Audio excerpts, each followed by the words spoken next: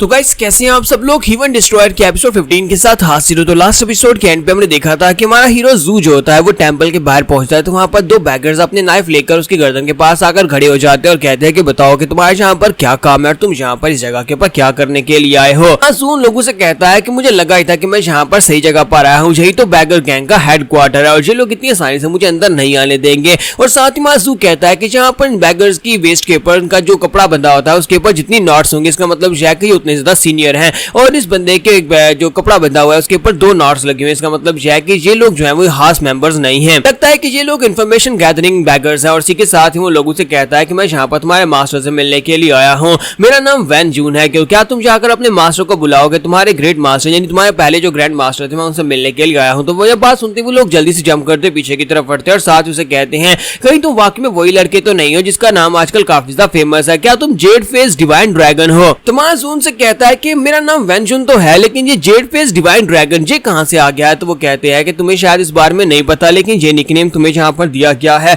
हमारी इंफॉर्मेशन जो है उस इंफॉर्मेशन के मुताबिक तुमने नॉर्दर्न ब्लेड एसोसिएशन वालों के साथ फाइट की थी शाओलिन टेंपल की मार्शल आर्ट्स को यूज करते हुए, जिसकी वजह से तुम्हें यहाँ पर ये वाला नाम दिया गया है और तुमने तो यहाँ पर पूरी तरह से हलबली मचा दी हुई है। पूरी तरह से यहाँ पर नॉर्दर्न ब्लेड एसोसिएशन वालों को क्रश करने के बाद तुम्हारा नाम काफी ज्यादा फेमस हो चुका है। तुम्हारा जू कहता है कि यहाँ पर बैगर वालों का तो इन्फॉर्मेशन सिस्टम वाकई में काफी ज्यादा कमाल का है, इन लोगों के पास हर एक इन्फॉर्मेशन, इन लोगों के पास मेरे बारे में भी सारी की सारी इन्फॉर्मेशन मौजूद है, इनके साथ और क्या बहस करूं। तो इसी के साथ ही वो लड़के उसे कहते हैं कि हमारे साथ आओ, हम तुम्हें अपने ग्रैंड मास्टर के रूम तक लेकर चलते हैं और इसी के साथ उसे अंदर लाया जाता है जहां पर हमारा जू जो होता है वो आकर टेबल के पास बैठ जाता है और इसी के साथ ही वहां पर सामने से एक और बंदा निकल कर आता है जिसके साथ एक बंदा वहां पर से निकल कर आता है जिसकी वेस्ट के ऊपर कपड़ा बंधा होता है जिसके ऊपर 3 नॉट्स होती है। तो वो उसे कहता है कि सर प्लीज हमें माफ करिएगा कि हमने आपको यहाँ पर दरवाजे के ऊपर रूडनेस दिखाई लेकिन हमें नहीं पता था कि आप यहाँ पर डिवाइन जेड ड्रैगन है। और इसी के साथ ही जू कहता है कि ये बंदा जो है इसकी पोजीशन काफी ज्यादा हायर लगती है। तो जू से कहता है कोई बात नहीं तुम लोग तो यहाँ पर सिर्फ और सिर्फ अपने हेडक्वार्टर की रक्षा कर रहे हो। तो इसी के साथ ही वो लड़का उसे कहता है कि सर बताएं आपको यहाँ पर हमारे ग्रैंड सेक्टर लीडर से क्या काम है, आप उनसे क्यों मिलना चाहते हैं। तो जू जो होता है अपनी जेब के अंदर हाथ डालता है, एम्परर टोकन को निकालता है और उसे कहता है कि मैं यहाँ पर इस एम्परर टोकन के लेकर आया हूँ, तुम इस टोकन को एक बार ग्रैंड मास्टर को दिखाओगे तो वो खुद ही समझ जाएंगे कि मैं यहाँ पर उनसे क्यों मिलने के लिए आया हूँ। तो ये बात सुनने के बाद वो बैगर उसे कहता है जी सर मैं आपकी बात समझ गया और साथ उसे कहता है कि मैं अभी जाकर सेक्टर लीडर को बता कर आता हूँ और वो थोड़ी देर में आपसे मिलने के लिए आएंगे। तो जू कहता है कि मुझे एक बात तो बताओ। तो वो कहता है हाँ सर बताया आपको क्या पूछना है, क्या आपको कोई चीज चाहिए। तो जू कहता है कि मैंने सुना था कि बैगर्स जो है ये बिना किसी फेवर के कुछ भी नहीं करते और मैंने यहाँ पर तुम्हारे लिए कुछ भी नहीं किया और तुम यहाँ पर इतनी आसानी के साथ मेरी सारी बातें मान रहे हो, आखिर इसके पीछे वजह क्या है। तो जी के साथ ही वो बैगर उसे कहता है कि सर हमारी बैगर गैंग और नॉर्दर्न ब्लेड एसोसिएशन के दरमियान में हमेशा से एक झगड़ा चल रहा था और जिस तरह से आपने यहाँ पर नॉर्दर्न ब्लेड एसोसिएशन के उन सोल्जर्स और कैप्टन वू को बुरी तरह से पीटा है उसके बाद से हमें लगता है कि आप हमारी साइड के ऊपर और अगर आप हमसे मिलने के लिए आए तो फिर हम तो आपका साथ देंगे ना, क्योंकि दुश्मन का दुश्मन हमारा दोस्त होता है। हालांकि मुझे ये तो नहीं पता कि हमारे ग्रैंड मास्टर के साथ आपका किस तरह का कनेक्शन है, लेकिन इसके बावजूद मुझे इस बात की बहुत ज्यादा खुशी होगी कि अगर आप यहाँ पर हमारे ग्रैंड मास्टर के साथ मिलकर कोई अलायंस बना लें या फिर आपके दरमियान में कोई रिलेशनशिप निकल आए तो आप यहाँ पर वेट करें, मैं अभी जाता हूँ, जाकर ग्रैंड मास्टर को बताकर आता हूँ और उन्हें आपके टोकन के बारे में बताऊंगा और हो सकता है कि वो जल्दी से आपसे मिलने के लिए आ जाए। तो जू कहता हाँ क्यों नहीं और इसी के साथ ही वो लड़का वहां पर चला जाता है। उसके चले जाने के बाद जू सोच रहा था जरा देखो तो सही, बाहर से ये टेम्पल बहुत ज्यादा छोटा दिखाई देता है लेकिन अंदर किस तरह से बहुत सारी केव्स बनी हुई है और अंदर से यहाँ पर इनका हेडक्वार्टर काफी ज्यादा बड़ा है। ऐसे लगता है जैसे कि बैगर गैंग के साथ पंगा लेना बिल्कुल भी ठीक नहीं होगा, यानी कि कोई यहाँ पर बैगर गैंग के साथ पंगा लेकर बचेगा नहीं, क्योंकि ये सिर्फ और सिर्फ बैगर्स नहीं है बल्कि ये सारे के सारे मार्शल आर्टिस्ट हैं। और इसी के साथ ही हमारे जू को साइड के ऊपर से दौड़ने की आवाज आती है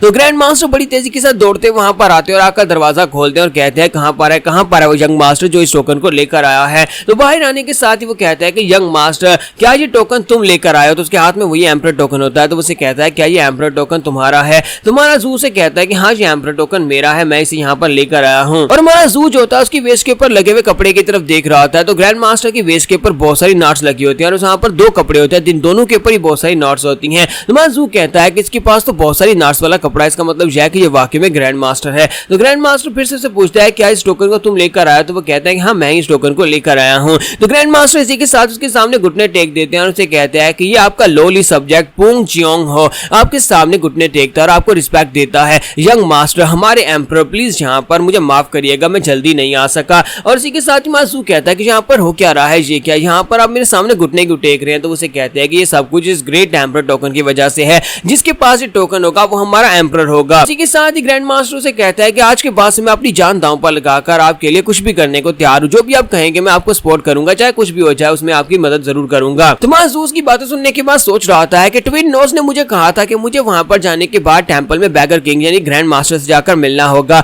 और बैगर किंग मेरी मदद करेगा, चाहे कुछ भी हो जाए, चाहे किसी तरह का काम क्यों ना हो वो जरूर मेरे लिए करेगा। और उन्होंने यहाँ पर कहा था कि मुझे जाकर एम्परर टोकन की मदद लेनी होगी, अगर मैं एम्परर टोकन जाकर उसे दिखाता हूँ तो वो मेरी मदद करेंगे। और इसी के साथ ही मासू को अपने ग्रैंडपा की बात याद आती है, जहाँ पर सपने में उसके ग्रैंडपा ने कहा था कि अब तुम बिल्कुल अकेले नहीं हो और तुम्हें बिल्कुल परेशान होने की जरूरत नहीं है। तो मासू कहता है कि पता नहीं ग्रैंडपा ने इस टोकन के अंदर कितनी पावर छोड़ी है कि जो भी इस टोकन को देखता है उसी वक्त मेरे सामने घुटने टेक देता है। तो ग्रैंड मास्टर उसके सामने आकर बैठ जाता है और उससे पूछता है कि हुईनो और वानो उन दोनों का क्या हाल है, वो दोनों कैसे हैं। तो इसी के साथ ही उन्हें बताता है कि मैं यहाँ पर 6-7 महीने पहले उनको छोड़कर निकला था और मुझे लगता है कि वो लोग ठीक ही होंगे और वैसे मैंने यहाँ पर एक सबऑर्डिनेट को उनके पास भेजा है, जो उसका मतलब यह है कि अब वो 3 लोग हो चुके हैं। तो ये बात सुनने के बाद बैगर किंग उसे कहता है कि सर आप यहाँ पर मेरे साथ कंफर्टेबली बात कर सकते हैं, आपको जो भी मुझसे बात करनी है। तो मासू से कहता है कि मैं यहाँ पर बहुत ज्यादा कंफर्टेबल हूँ, मुझे यहाँ पर तुम्हें एम्परर कहने की जरूरत नहीं है क्योंकि मैं अपने एम्परर नहीं रहा और ना ही यहाँ पर तुम्हें मुझे रिस्पेक्ट देने की जरूरत है, तुम सिर्फ और सिर्फ मुझे यंग मास्टर कह सकते हो। तो मास्टर पुंगू से कहता है कि मैं यहाँ पर तुम्हें इस तरह से कैसे बुला सकता हूँ जबकि तुम यहाँ पर हमारे एम्परर हो। अब बताओ कि तुम्हें मुझसे क्या चाहिए, प्लीज बताओ कि तुम्हें क्या चाहिए, मैं यहाँ पर कुछ भी करने को तैयार हूँ। मास्टर हुईनो, मास्टर वान और मैं यानी कि हम तीनों लोगों को यहाँ पर आपके जो ग्रैंडफादर थे उन्होंने इम्प्लांट किया था, उन्होंने यहाँ पर हमें छोड़ा था और हमसे कहा था कि जब कभी उनका बेटा या उनका पोता यहाँ पर अपने एम्परर टोकन को लेकर आए तो हमें उनकी मदद करनी होगी और मुझे लगता है कि आप हमसे मदद के लिए आए होंगे। तो मासूस की बात सुनने के बाद हल्का सा मुस्कुराता है, फिर साथ से कहता है कि बैगर पंग तुम्हारा जू से कहता है कि बैगर पुंग तुम्हारी बात तो ठीक है कि तुम यहाँ पर मेरी मदद करने को तैयार हो, लेकिन मैं बिल्कुल भी किसी किस्म की पॉलिटिक्स में शामिल नहीं होना चाहता, मुझे अब दोबारा से वही सब कुछ नहीं करना। मेरे अंकल जैन अब यहाँ पर नए एम्परर हैं और वो इस एरा के नए हीरो हैं और मैं नहीं चाहता कि मैं वापस जाकर उनसे कहूँ कि अपनी गद्दी के ऊपर से हट जाएं, जो गद्दी जिसके ऊपर पहले मेरा अधिकार था। और मैं जाकर अपनी फैमिली कोरम में बिल्कुल भी नहीं पढ़ना चाहता, यानी कि मैं अपनी फैमिली से फाइट तो नहीं करना चाहता। तो इसी के साथ ही मास्टर पुंगू से कहता है कि मैं तुम्हारी बात को समझ सकता हूँ, तो फिर तुम यहाँ पर और क्या प्लान कर रहे हो माय लॉर्ड, तुम यहाँ पर से काम जिंदगी तो नहीं गुजार सकते क्योंकि तुम कभी एक एम्परर हुआ करते थे, तुम्हें यहाँ पर एक एम्परर ही होना चाहिए। तो मासूर से कहता है कि अब जबकि मैं एक एम्परर नहीं रहा तो मैं यहाँ पर इस तरह की एक लाइफ तो बिल्कुल भी नहीं गुजार सकता, इसी वजह से मैं यहाँ पर दोबारा एम्परर बनने के बारे में सोच रहा हूँ। लेकिन इस बार मैं सिर्फ और सिर्फ अपने छोटे से कंट्री का एम्परर नहीं बनना चाहता, बल्कि मैं इस पूरी दुनिया का एम्परर बनना चाहता हूँ। तो क्या तुम यहाँ पर अपनी बैगर किंग और ट्विन नोज की यानी अपनी फोर्स को लेकर मेरा साथ दोगे ताकि मैं यहाँ पर इस पूरी दुनिया के ऊपर राज कर सकूं। तुम्हारी बैगर्स की आर्मी मास्टर वान और मास्टर हुईन और साथ ही मेरी पावर्स हम सभी लोग मिलकर यहाँ पर जितने भी छोटे सेक्टर्स हैं उन सभी लोगों को सबड्यू करेंगे और आहिस्ता आहिस्ता पूरी की पूरी म्यूरम के ऊपर कब्जा कर लेंगे और मैं यहाँ पर पूरी म्यूरम का नया एम्परर बन जाऊंगा। तो बैगर पोंग बताओ कि तुम इस बारे में क्या सोचते हो, क्या तुम यहाँ पर इसमें मेरा साथ दोगे, क्या तुम यहाँ पर मेरे लिए खून खराबा करने को तैयार हो। तो मास्टर पोंग जो होते हैं वहाँ पर चुपचाप उसकी बात सुन रहे होते हैं। तो क्या मास्टर पोंग यहाँ पर इसका साथ देने को तैयार होंगे, क्या वो यहाँ पर उसे एम्परर बनाने के लिए खून खराबा करने को तैयार होंगे या नहीं, हम लोग नेक्स्ट एपिसोड में देख पाएंगे।